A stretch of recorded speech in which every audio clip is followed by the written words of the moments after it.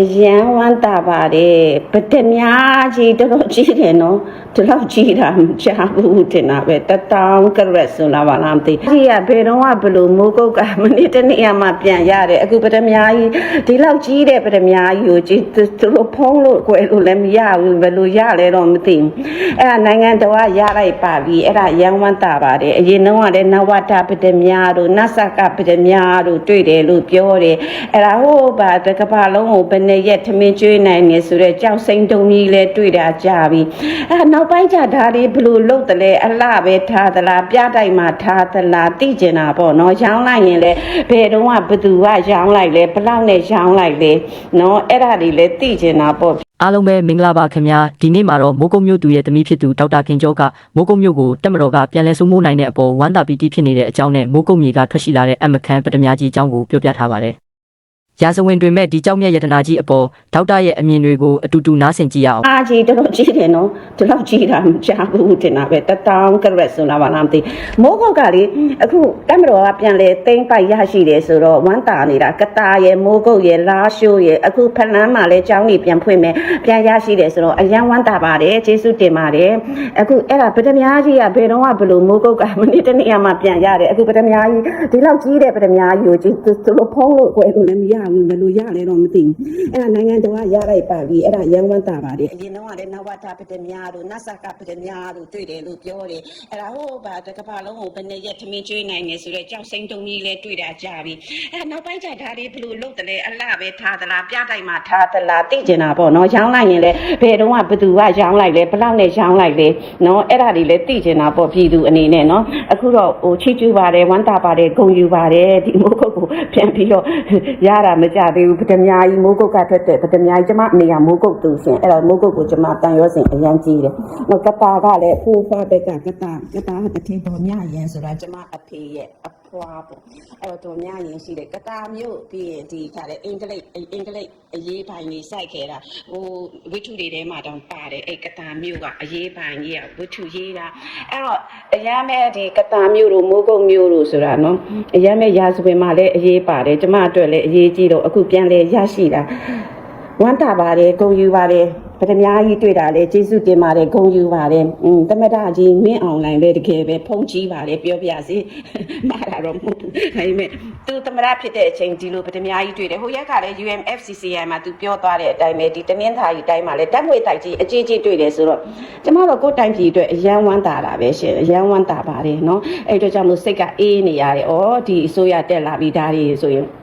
ဒီတငွေတိုက်ကြီးတွေเนาะဘယ်လိုလုပ်မလဲပေါ့เนาะအခုတော့တရုတ်နဲ့ပေါ့အရင်ကထိုင်းနဲ့တရုတ်ကိုရောင်းတယ်အခုလည်းတရုတ်ဆို American တွေကထွက်သွားတာကိုအခုသူတို့လာရင်တော့လေကိုလုံမှာပေါ့เนาะ American company Chevron တို့ဘာတို့ကထွက်သွားတယ်ရှင်သူတို့က sanction လုပ်ပြီးထွက်သွားတယ်အဲ sanction လုပ်ပြီးထွက်သွားတာအခုသမ္မတ Trump ကတော့မူပြောင်းသွားပြီအခု Iran တို့လည်း sanction ပြဝင်လာမှ Iran ကနောက်ဆုံးကြတော့တရုတ်နဲ့အဆင်ပြေနေတော့သူမနာလို့ဖြစ်ပြီးတော့ကြ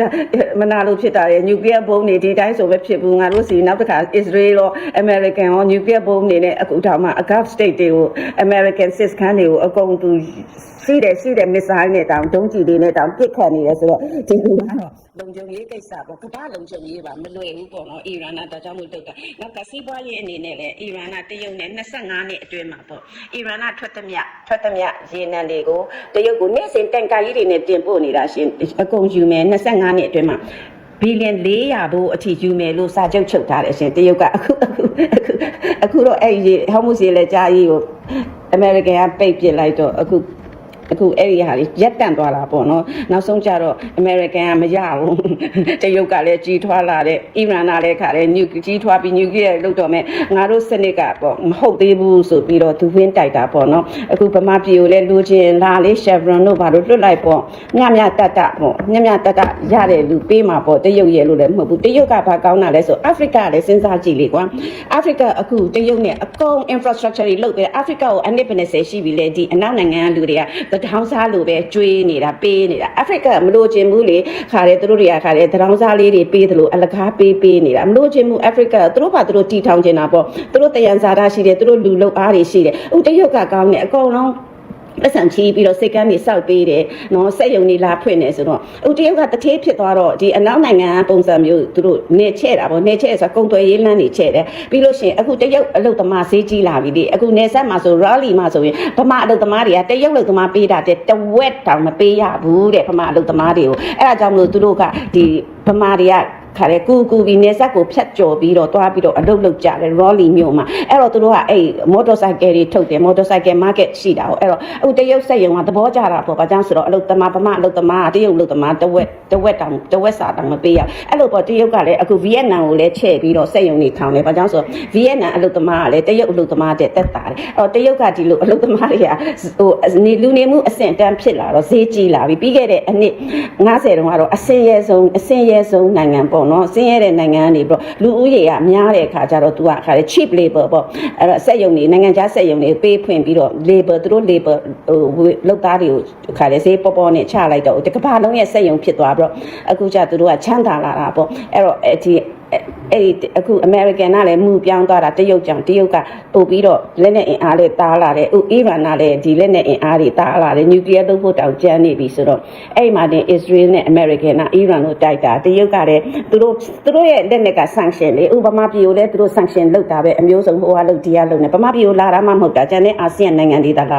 ဗမာပြည်ကိုမလာဘူးလေ Madeleine Albright ကြီးက1997ကတည်းက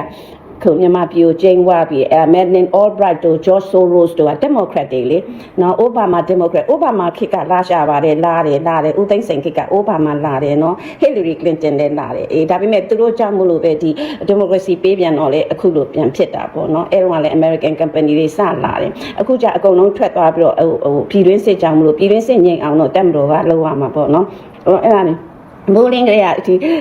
ဒီပထမကြီးတွေ့တာကိုခါတဲ့ကြည့်ပြီးမနေ့ကလေးကတွေ့ပြီးဝမ်းသာရင်းနဲ့ဓာတ်ငွေတိုက်ကြီးအဲ့ဒါနဲ့အတွေးတွေနဲ့ American ASEAN နဲ့အသားနေသူတို့လာကြမှာသိလားအလကားဟာကိုဖြတ်လို့ဖြစ်စည်းသဘောပဲရှိတယ်ဟိုအပြုသဘောရှိတဲ့လူတွေမဟုတ်ဘူးအခုတော့ democracy အစိုးရဆိုတော့လာကြမှာပါဘယ်လိုပဲပြောမူအားဖြင့်ကတော့ဟိုစစ်တပ်က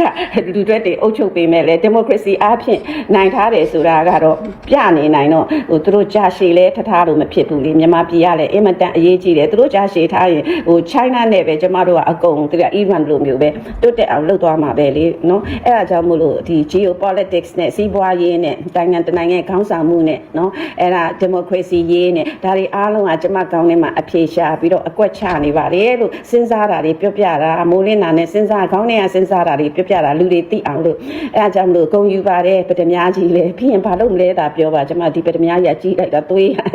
ခေါင်းပေါ်တင်လည်းမရဘူးအရန်ကြီးတယ်ပေါ့စဉ်းစားနေတယ်အရှိတုန်းကဆိုရင်တော့အင်္ဂလန်ဘုရင်မကြီးကိုစက်သားကြမှာဘုရင်မကြီးဘယ်လိုလုပ်လဲတယ်ဘင်းလဲဆွဲလို့မရအမျိုးစုံစဉ်းစားနေဒါပေမဲ့ဘာပဲပြောပေါ့နော်အလှထားမှလားရရင်လည်းပြည်သူကိုအတိပေးပြီးမှရောင်းပေါ့နော်အဲ့ဒါကိုပြောချင်တာပါဂုဏ်ယူပါတယ်ကျေးဇူးတင်ပါတယ်အခြေအနေကောင်းပါတယ်ကိုတိုင်းပြည်ဟုတ်ကဲ့ပါဒေါက်တာခင်ကျော်ပြောသွားသလိုပဲဒီလိုယတနာတိုက်ကြီးတွေကိုပြည်သူတွေသိအောင်ဘယ်လိုစီမံခန့်ခွဲမလဲဆိုတာကလည်းစိတ်ဝင်စားဖို့ကောင်းပါတယ်မြမမြေကထွက်တဲ့ယတနာတွေဟာနိုင်ငံအတွက်အကျိုးရှိပါစေလို့ဆုတောင်းရင်းနောက်ဗီဒီယိုမှာပြန်တွေ့ပါမယ်ခင်ဗျာ